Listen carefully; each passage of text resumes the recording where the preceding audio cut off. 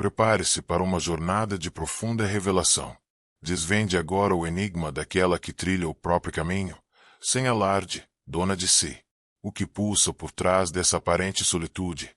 Será a fragilidade ou, quem sabe, a própria essência de uma força que seus olhos ainda não alcançaram? Essa escolha, à primeira vista um abandono, pode ser, na verdade, um despertar. E o que você está prestes a testemunhar ressignificará a sua percepção para sempre. Aventure-se conosco neste mergulho profundo, naquele recanto onde muitos evitam olhar. É precisamente ali que reside um silêncio singular, não um vazio, mas um solo fértil onde algumas mulheres florescem novamente. Quando uma mulher opta por viver em sua própria companhia, desvinculada de um laço romântico, isenta de justificativas sociais ou desculpas emocionais, ela desafia um código ancestral enraizado. Seu valor reside em ser desejada. Mas o que acontece quando ela se volta desse espelho? Quando ela cessa de existir na projeção alheia e decide contemplar a própria essência, mesmo que essa introspecção doa. Carl Jung nos ensina que a autêntica jornada de individuação se inicia com a libertação das projeções. E a vida solitária se apresenta como uma das formas mais radicais e poderosas de romper esses laços invisíveis. Antes de iniciarmos o conteúdo, peço que você se inscreva no canal Mentes em Diálogo e ative o sino para não perder mais conteúdos enriquecedores como esse. Essa mulher não está meramente sem um parceiro. Ela se liberta do reflexo, da aprovação condicionada, do afeto imposto. Ela finalmente se confronta com sua verdade nua, despojada de artifícios emocionais. Na mitologia, ecoa a imagem daquelas que adentram a floresta interior, Perséfone, Ártemis, Hestia, arquétipos da descida. Contudo, essa floresta não é feita de árvores, mas de medos ancestrais, memórias silenciadas, abandonos sentidos e vozes internas que insistem. Você não é suficiente. Viver só é penetrar nessa floresta sombria, é confrontar a própria sombra adormecida, é encarar os sussurros antes abafados pela rotina de uma relação. O que se esconde ali não é um monstro, mas a verdade primordial. E poucos estão preparados para essa revelação, pois essa verdade não grita, ela sussurra, ela cutuca, ela expõe que, por trás da ânsia por ser amada, pode residir apenas o receio de não saber amar a si mesma. Entretanto, algumas mulheres bravamente atravessam essa densa mata. E quando retornam, se é que retornam, algo fundamental se transforma. Elas não suplicam mais por permissão, não imploram para serem notadas, não necessitam ser salvas. Há uma razão para a persistente desconfiança da sociedade em relação à mulher que vive sozinha. Ela representa um perigo, não o da destruição, mas o da desinstalação. Ela não precisa de uma plateia, de um contrato afetivo para validar sua existência. Ela simplesmente vive, e isso basta.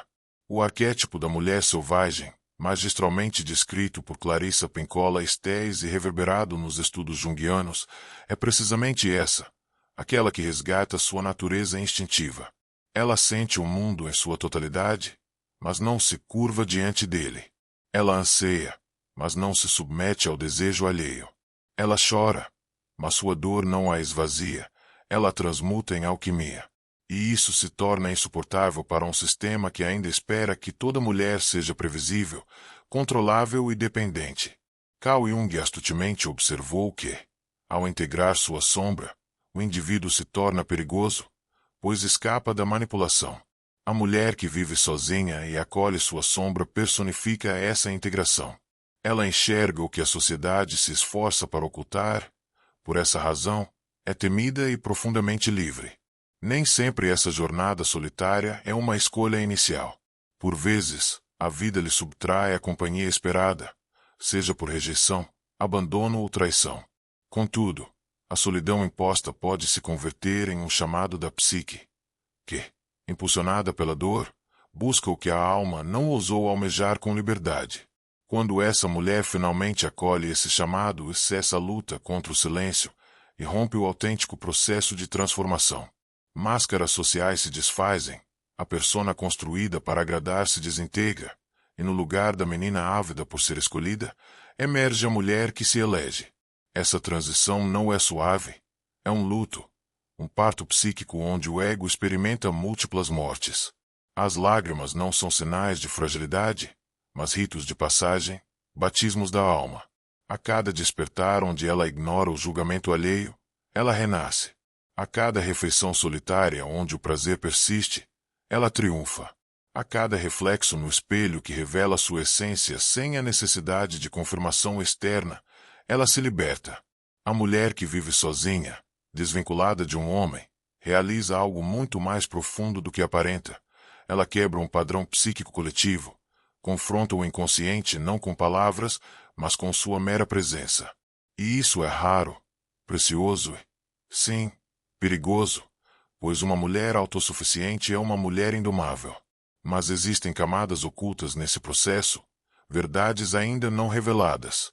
E o que está por vir irá abalar as fundações de tudo o que você acreditava saber sobre amor, liberdade e força interior. Desde tenra idade, inúmeras mulheres foram condicionadas a esperar o homem ideal, o momento oportuno, o reconhecimento alheio, o convite, a permissão. Essa espera sutil, muitas vezes imperceptível, se instala como um padrão psíquico. A mulher não vive plenamente. Ela aguarda, prepara-se, molda-se, mas não se realiza. Então, irrompe um cansaço singular, não o esgotamento comum, mas um prenúncio sagrado de ruptura. A espera começa a parecer absurda. E pela primeira vez, ela não espera mais, ela vai. Ela se volta para dentro, para longe do ruído externo, em direção à sua própria essência. Carl Jung nos adverte: o que não chega à consciência retorna como destino. E é precisamente isso que ocorre enquanto ela deposita suas expectativas no exterior, apenas adiando o encontro com sua própria alma. Mas quando ela abandona a espera, a alma corre ao seu encontro. Na psicologia analítica, emerge uma imagem poderosa. A anima, o feminino interior, sensível, intuitivo, profundo. Mas o que acontece com a anima de uma mulher que dedicou anos a tentar se encaixar em moldes externos? Ela se fragmenta, se reprime, adoece.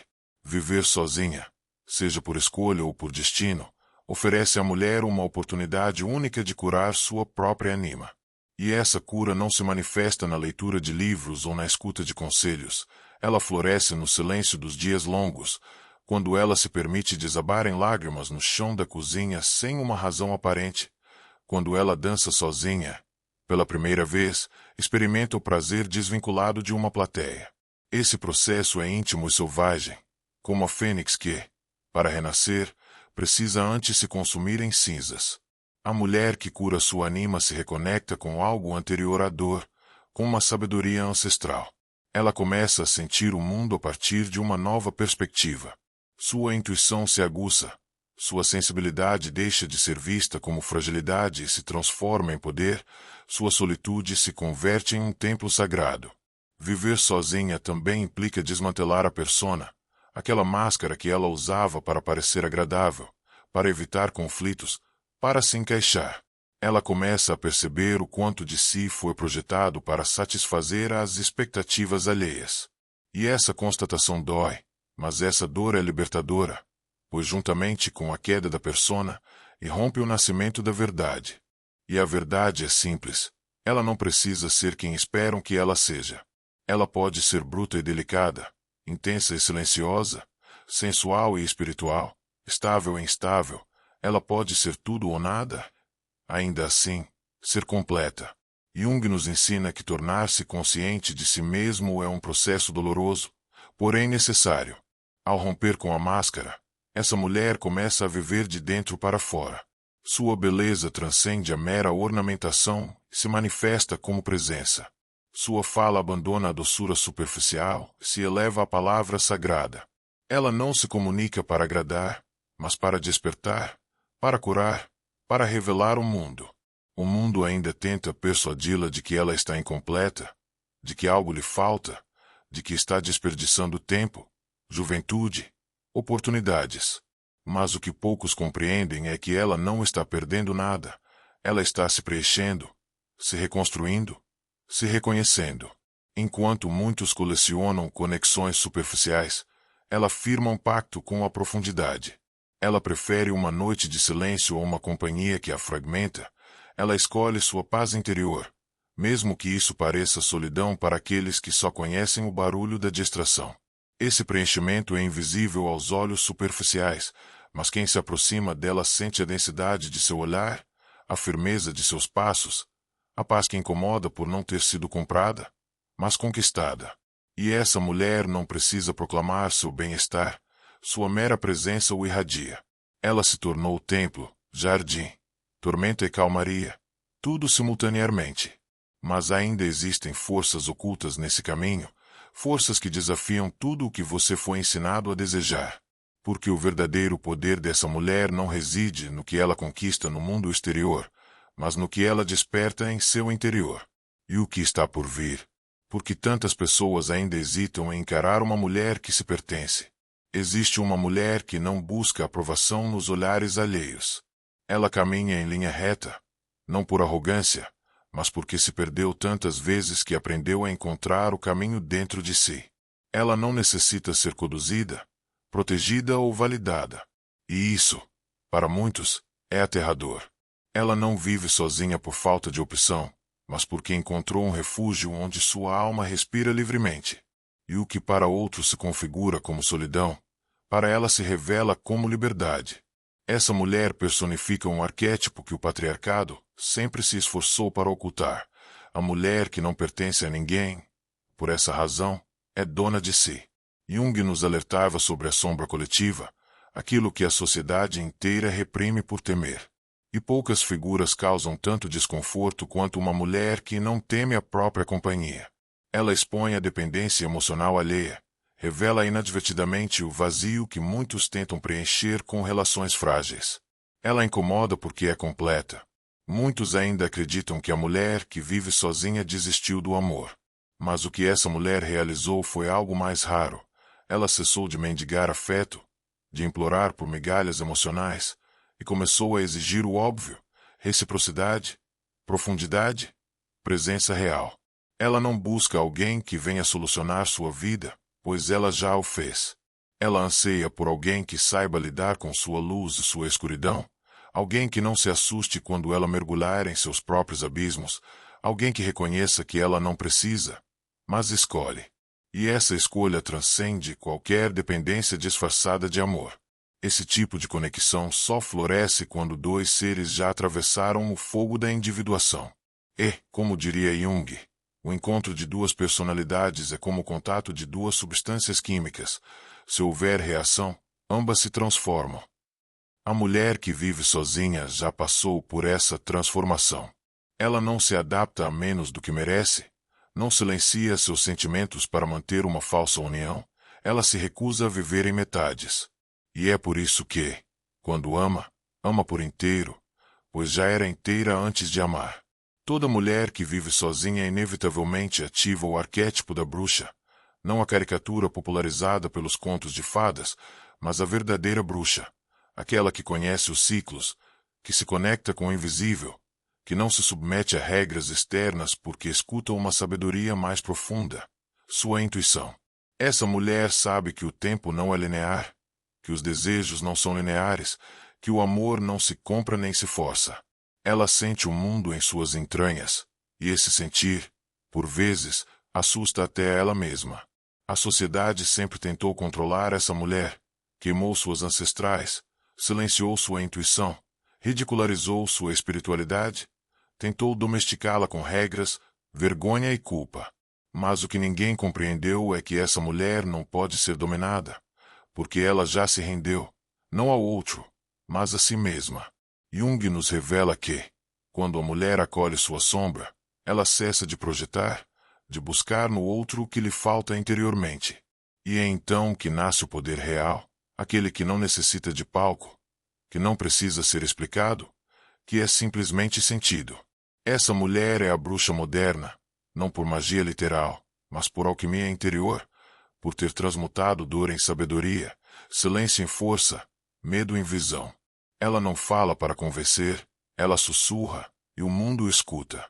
Quem vive superficialmente não suporta a profundidade dessa mulher, porque ela obriga, sem querer, que os outros se confrontem consigo mesmos. E muitos não estão preparados, preferindo relações onde não há risco de transformação, onde ninguém é compelido a crescer. Mas essa mulher exige presença, não tolera máscaras, não se contenta com conversas vazias, não aceita metades. Ela é exigente, não por se julgar superior, mas por conhecer o valor do que construiu em seu interior. Ela é o espelho que revela quem você realmente é. E isso pode ser um presente ou um tormento, dependendo do quanto você está disposto a olhar. Até aqui, falamos da mulher que se encontrou. Mas existe algo ainda mais profundo que poucos ousam tocar. O que acontece quando essa mulher encontra outra alma desperta?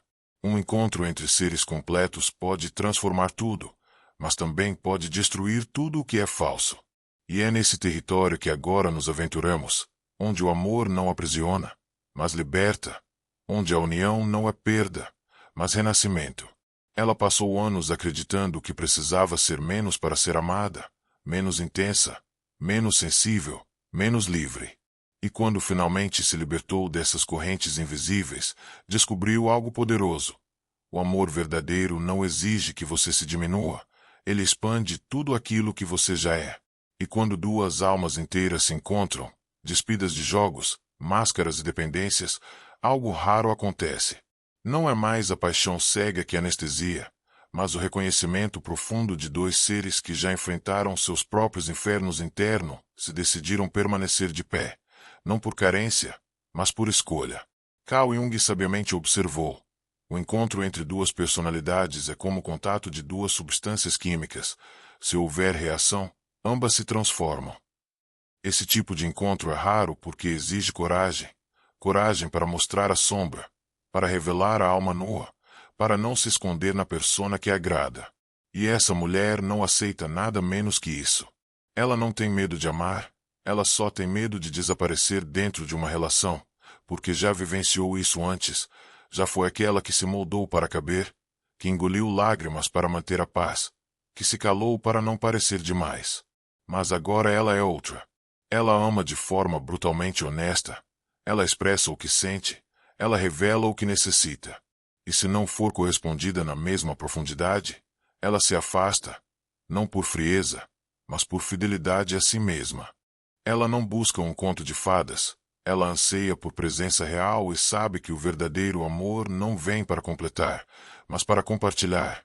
É um templo, não um esconderijo, é um lar, não uma prisão. Por mais paradoxal que pareça, a mulher que vive sozinha é a que mais sabe amar, porque ela não ama para ser salva, ela ama para se entregar sem se perder. Existe uma força serena no olhar da mulher que encontrou o seu centro. Ela não precisa gritar, não precisa provar sua presença, sua essência basta. Ela não segue padrões de beleza, de comportamento ou de tempo, ela vive em seu próprio ritmo, ouvindo uma melodia que poucos conseguem escutar. A sociedade tentará rotulá-la de fria, difícil, exigente, egoísta. Mas ela conhece a verdade, ela é simplesmente livre. E a liberdade sempre amedronta quem ainda vive acorrentado. Ela não necessita mais que ninguém lhe diga: você pode, porque ela já concedeu a si mesma a única autorização que importa, a de ser inteira, a de ser imperfeita, mas verdadeira, a de ser forte, mas vulnerável, a de ser luz e sombra simultaneamente. Essa mulher é uma força da natureza, e quem tiver a coragem de conhecê-la profundamente sairá transformado. E agora, talvez persista uma pergunta no ar, silenciosa, mas incômoda. Por que tantas pessoas ainda temem a mulher que vive só? Será por causa da solidão? Ou porque, no fundo, ela revela o quão distantes ainda estamos de nós mesmos? A mulher que caminha sozinha é uma metáfora viva. Ela ilustra o que acontece quando alguém cessa de fugir do próprio reflexo, quando decide mergulhar no abismo interior e emerge de lá mais íntegro do que nunca. E talvez este vídeo não seja apenas sobre mulheres que vivem sozinhas, talvez seja sobre você, sobre o quanto você já se libertou das narrativas que lhe contaram, sobre o quanto você está disposto a se encarar sem filtros, sobre o quanto você consegue permanecer em sua própria companhia sem experimentar o vazio.